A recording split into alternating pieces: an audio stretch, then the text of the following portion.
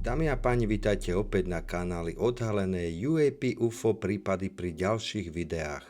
Pozrieme sa do Brazílie 1. júna 2026, ale popri tom, ako vždy hovorím, pokiaľ pozeráte toto dlhšie video na Facebooku, hneď teraz kliknite na odkaz v popisku tohto videa a ocitnete sa na mojom YouTube kanáli, kde verím, že ak sa vám tieto videá páčia, mi necháte odber. Ďakujem.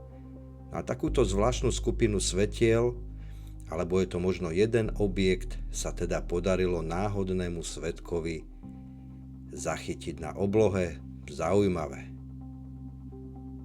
Ďalej tu máme 9. jún 2026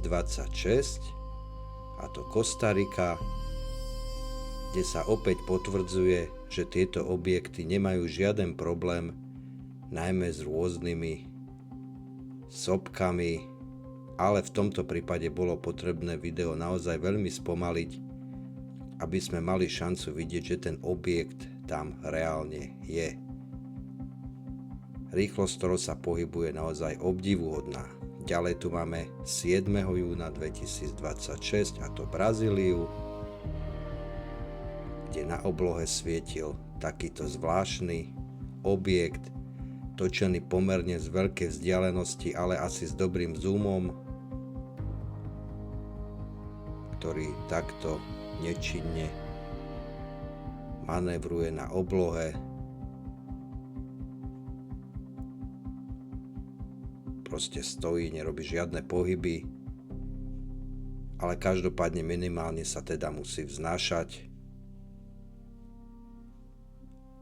No a čo je zaujímavé, nie je osamotený, ale okolo neho sa nachádza ďalší objekt. Nie je úplne jasné z videa, či opustil ten hlavný objekt, alebo tam už boli od začiatku obe objekty. Každopádne podľa mňa rozhodne zaujímavé video aj pre vás.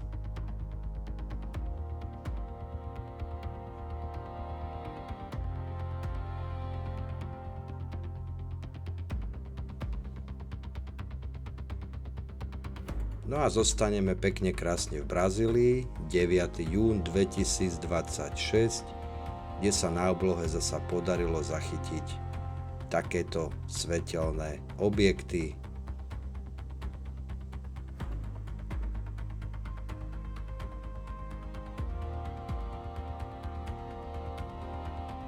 No a týmto videom by sme ukončili aj toto dnešné naše dlhé video a pokiaľ sa vám páčilo, nezabudnite na palec hore, komentár, čo si o tomto fenoméne myslíte vy a vidíme sa na budúce.